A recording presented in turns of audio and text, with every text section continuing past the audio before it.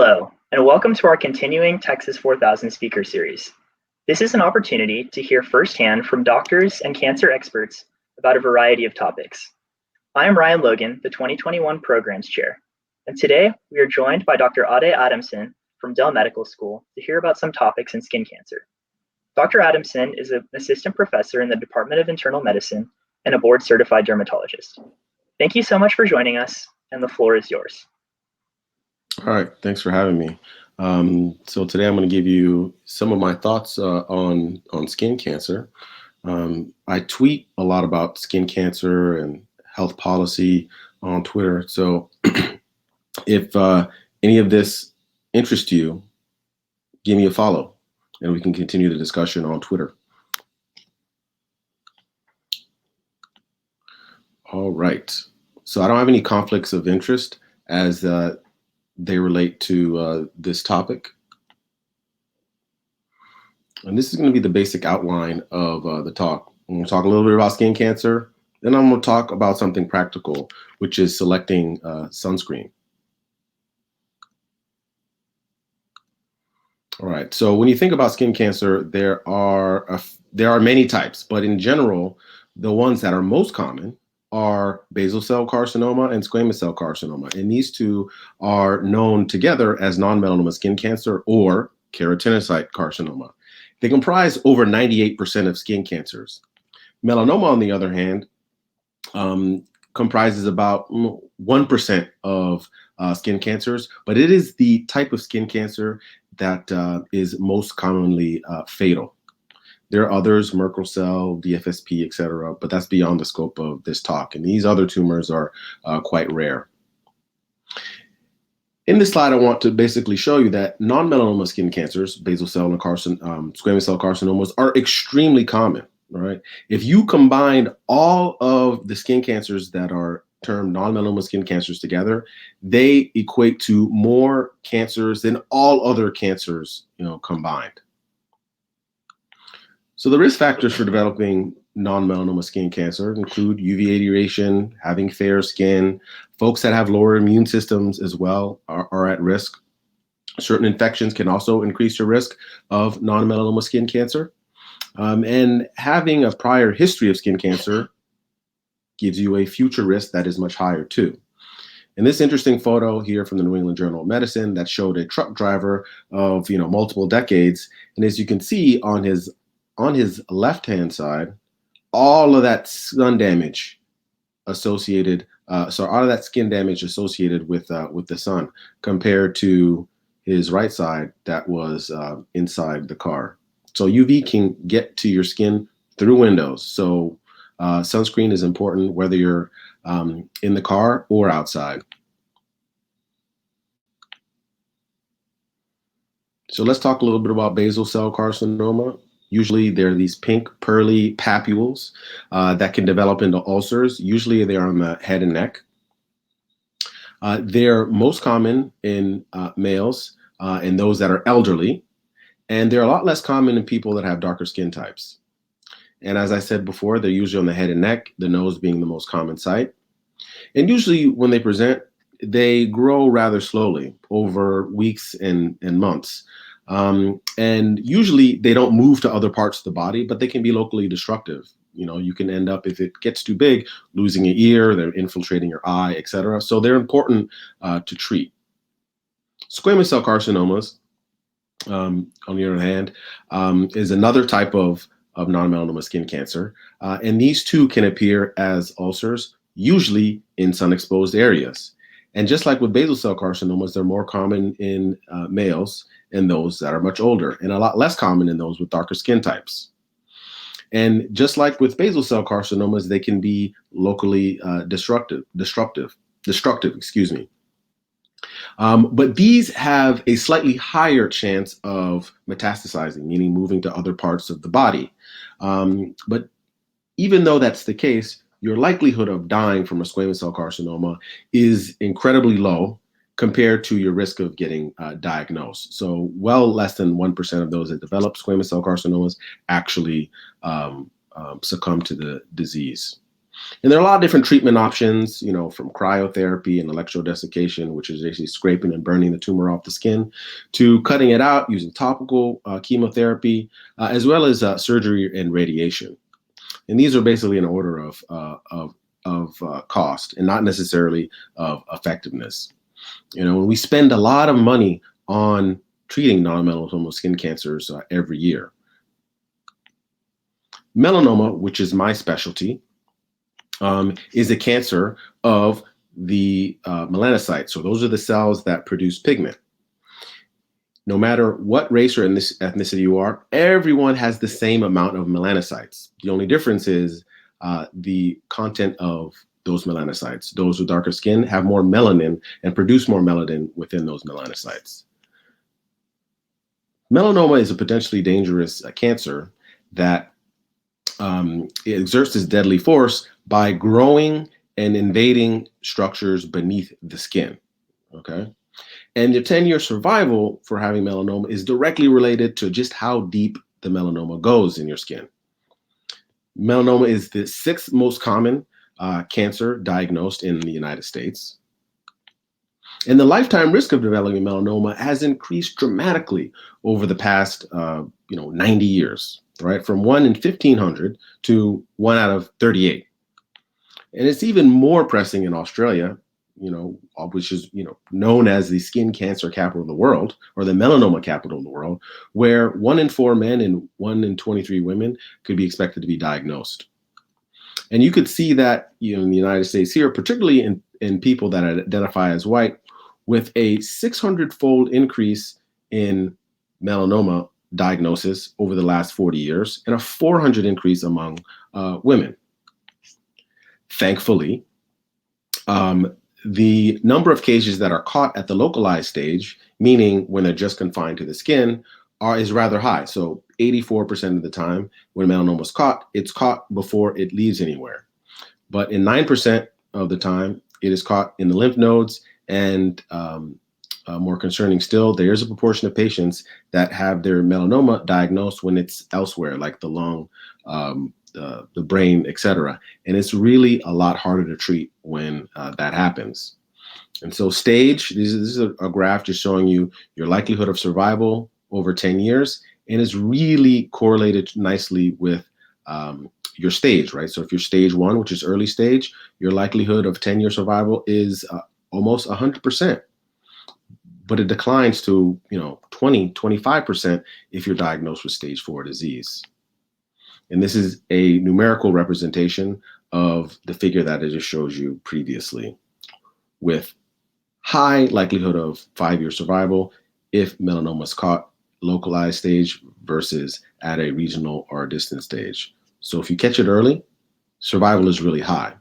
This is a busy slide here, basically showing you not only is survival important, but also the cost of treating melanoma is directly related to when it's caught. So at stage 0, it costs a lot less than stage 1. And stage 4, it costs the most. Okay, and this is a little bit of an older slide. It's actually even worse now. So the new and improved cancer drugs that we have for metastatic melanoma, so melanoma that's moved to other parts of the body, which has revolutionized the survival statistics for those patients. But it costs, between $150,000 and $250,000 a year for these medications. So again, melanoma kills over 7,000 people per year. It's often found in younger patients. It's actually the most common cancer among white women in their 20s. And the risk of death correlates with the thickness of melanoma. So there's a reason why potentially we should be trying to find these cancers, early, and also mitigate risk factors. So here's a list of the basic risk factors that are associated with melanoma. If you're older, have fairer skin, have a lot of atypical looking moles, if your immune system isn't strong, you have relatives with a history of melanoma. And there's also genetic syndromes that increase your risk. But the one modifiable risk that we all have is that of UV exposure. And so there is a relationship with how much UV exposure you get and your risk of melanoma. This is a fact that has been shown multiple times in multiple studies. And actually, the best epidemiologic evidence for this is the colonial migration of folks from Scotland in the UK, which is not very sunny, to Australia, also known as the skin cancer capital of the world. And this is a figure basically showing you the difference in the rate of diagnosis of melanoma for people of different age groups. In blue, those that stayed in Scotland, and in maroon here, those that migrated to Queensland, Australia. And you can see the stark difference in the amount of melanoma in these two places.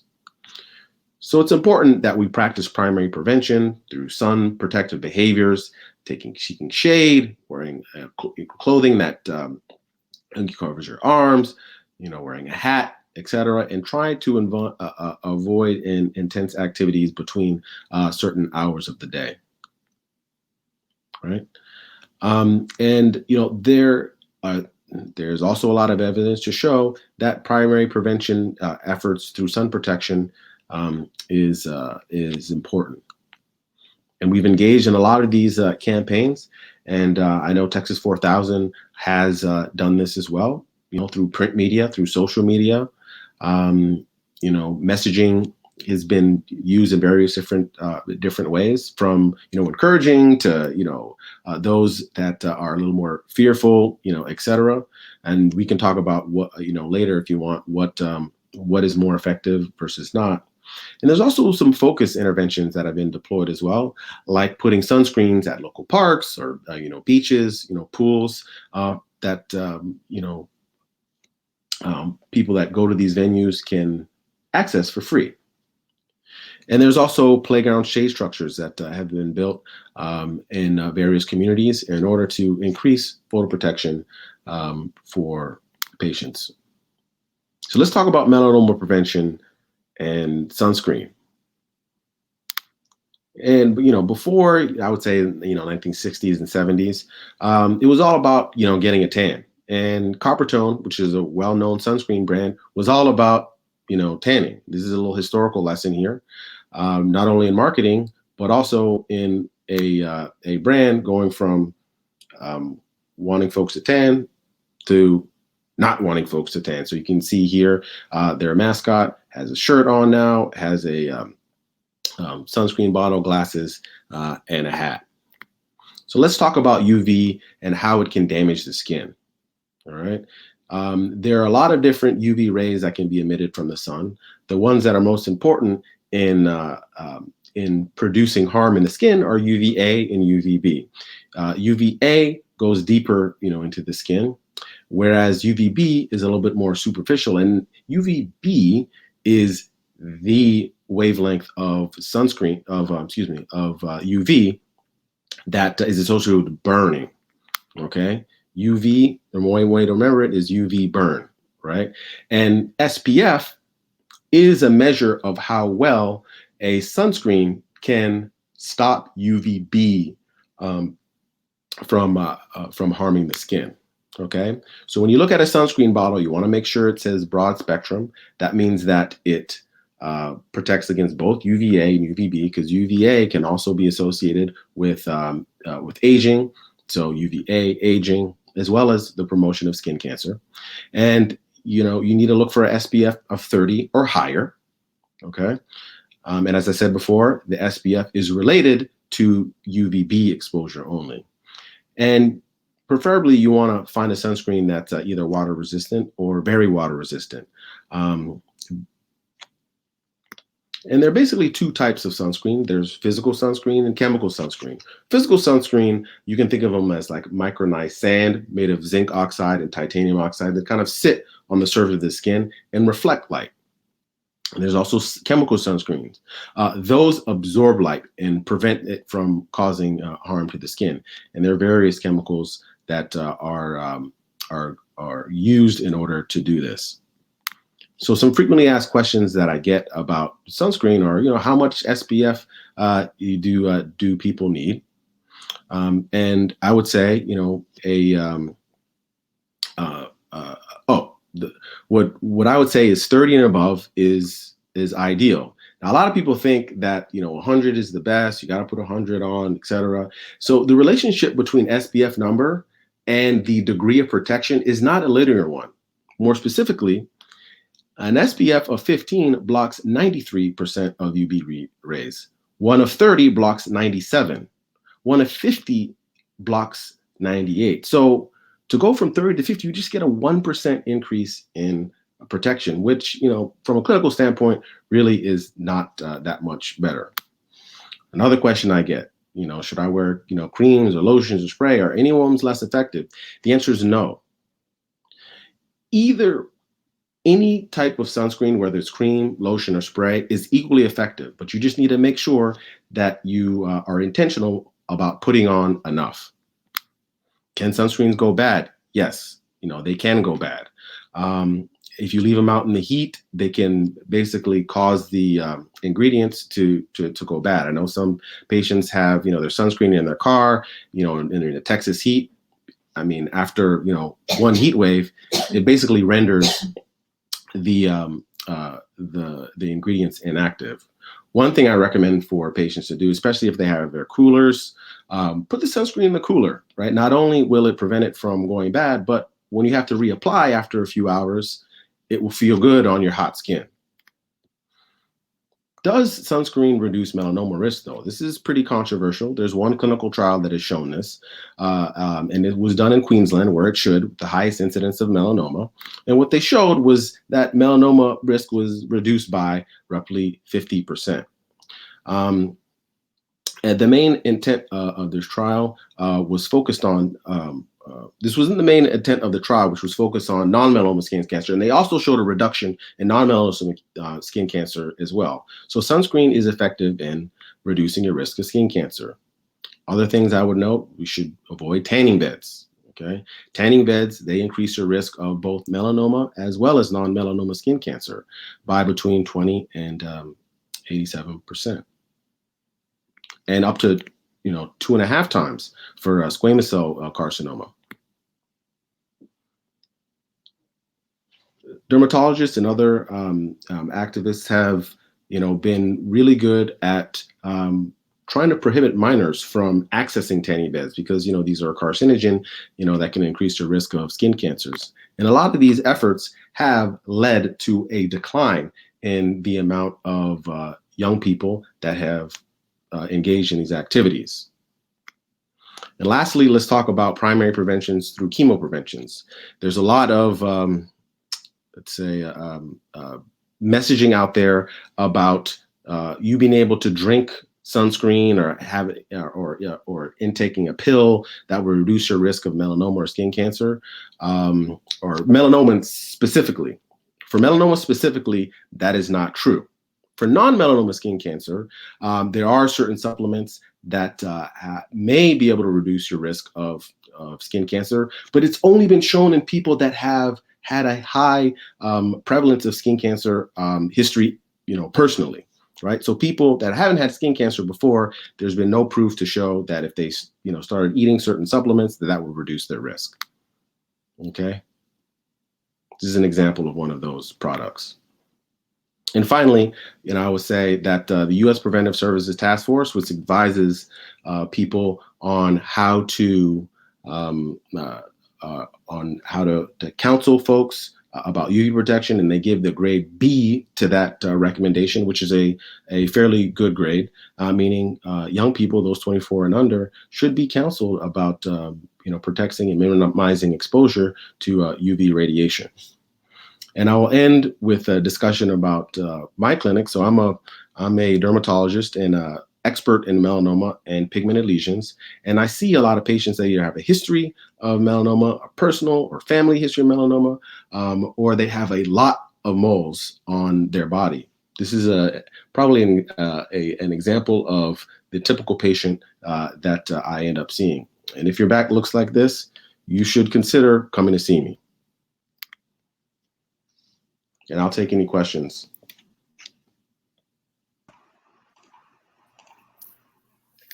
Thank you so much for that presentation, Dr. Adamson. It was truly insightful. Now we will transition to a quick Q&A session with some other members of our programs team. Hey, Dr. Adamson, I just wanted to thank you once more for that presentation. It was very informative. So to start off our Q&A session, the first question I kind of want to ask is, what is the role of like a physician screening in comparison to a self-screening? So I guess in other words, at what point should someone opt for a physician screening over a self-screening? So first, I would say that there are not enough dermatologists or frankly, probably physicians in the world to screen everybody for skin cancer. So I think that there should be public health messaging around what to look for. And often it's moles that are changing, that are, dark and painful or bleeding, growing, right? If you see any of those signs, you should consult your physician, whether it's a dermatologist or your primary care physician, and just bring it to medical attention because often that is a hallmark of something that's potentially a cancer. Hi, Dr. Addison. I'm going to ask the next question. I was wondering if you could speak to how socioeconomic status could potentially impact skin cancer screening and diagnosis and treatment. You mentioned that as the cancer was further in stage, that the treatment became more expensive, and I was just wondering if you could highlight different aspects of that. Yeah, so there's been a lot of research, some of which I have also done, looking at outcomes of patients that have melanoma stratified by socially economic status as well as race.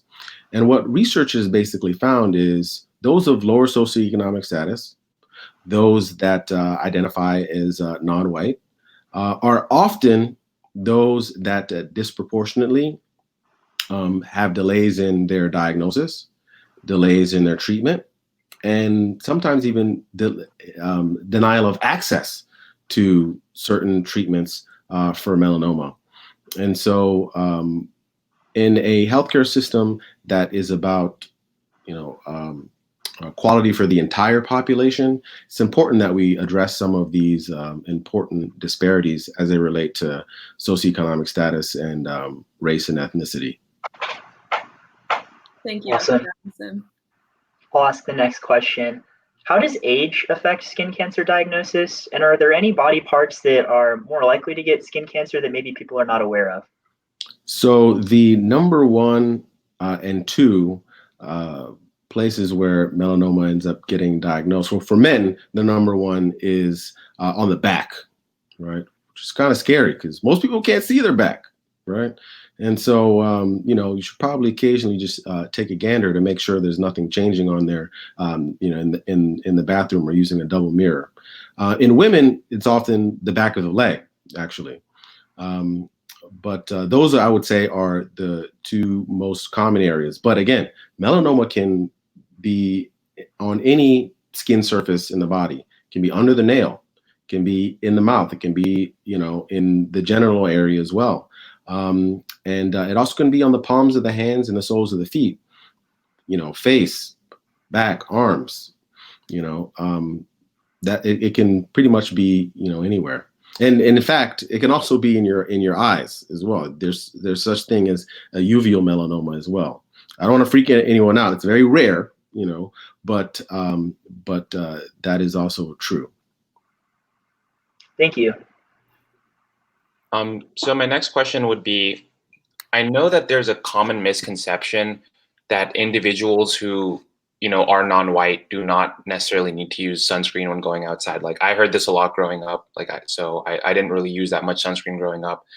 What would you say to people who believe this, specifically with regards to their risk for getting skin cancers? So there's a lot of controversy in this space, and I've been embroiled in some of it myself. It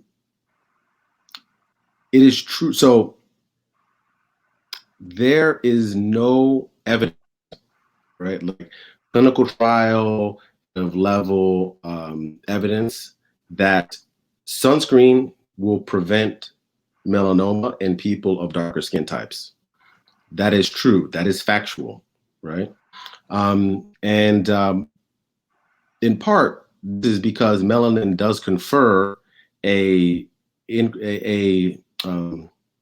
increased protection against UV exposure. That's why folks of darker skin types are less apt to burn. Now, do I tell my patients don't wear sunscreen? No, I don't tell them that. Mostly because sunscreen is great for a lot of other reasons in darker skinned individuals, like anti-aging, like exacerbating rash. And I mean, even more importantly, the immediate problem of getting too much sun exposure, sunburns. Sunburns are awful. No matter what skin type you are, you can, at some point get burned in the sun, and nobody likes that. I don't think, at least. Thank you. I was also wondering, with COVID and a large shift to telemedicine, did that impact your clinic, or how has telemedicine been involved with skin cancers? Yeah. So in my experience, and my colleagues nationally, their experience has been particularly early on during the intense lockdown phase of the pandemic. We weren't seeing as many folks presenting with skin cancers. And some of the skin cancers that we were seeing, anecdotally may have been slightly larger from people that have delayed their care. Now, how much of this is going to actually affect morbidity and mortality, we don't know. But it is hard, or in fact, impossible to do a biopsy on someone over Zoom. So in order to do, screening and treatment and things like that, you have to see these individuals in person.